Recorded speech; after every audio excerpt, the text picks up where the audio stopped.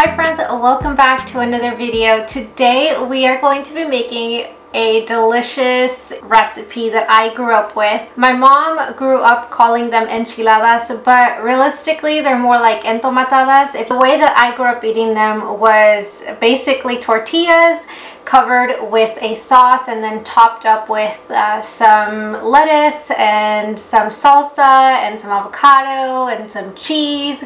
But this time, of course, we are going to make them vegan, which for the most part they are, with the exception of the cheese and the crema. So we are going to make those today. I'm so excited because I get to eat them after I make them, which is always a plus of making recipes.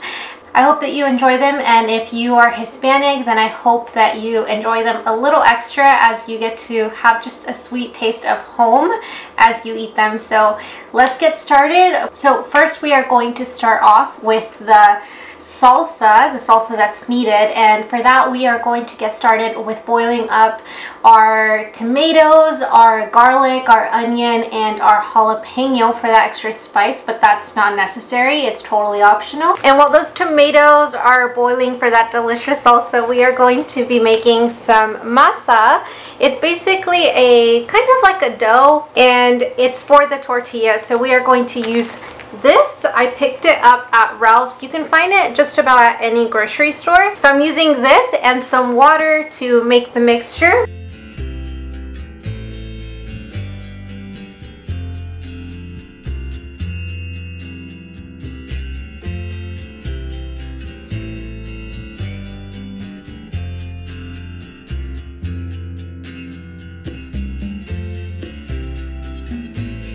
This is how your masa should look. It should kind of easily be rolled up into a little ball. So if you feel that you made it a little too watery, then just feel free to add more masa until you get the right consistency.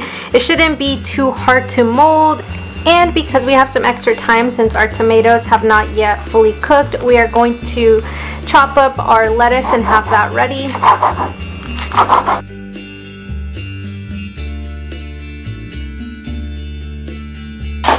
Another thing that you can do to serve these up with is with some rice and some beans, but today we are just having them on their own. I picked up this tiny avocado at Trader Joe's. It's so cute and tiny. So you'll kind of know when they're done once they have split and you see that they're cooked. So we are going to transfer these to our blender.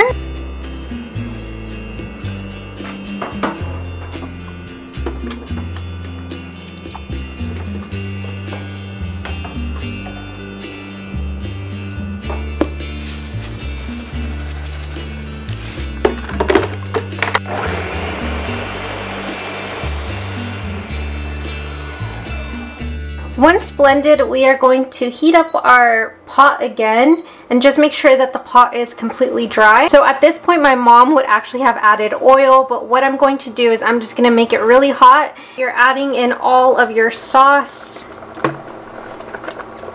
and you're going to allow it to simmer for a few minutes. And this is where you're going to adjust the salt as desired. And that is it for the sauce. We're just going to set this aside while we get started with our tortillas.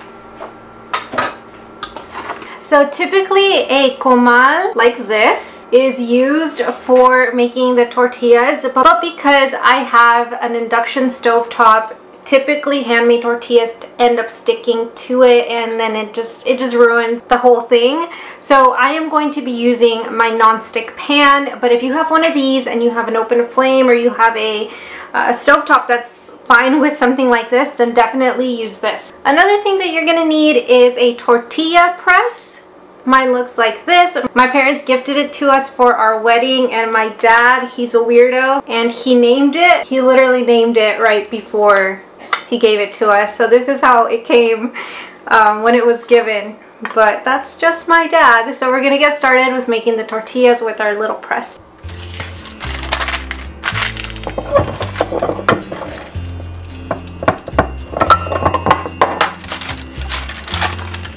For this or the comal, you do have to make sure that your pan is hot before you start placing your tortillas on them, because then they will for sure stick.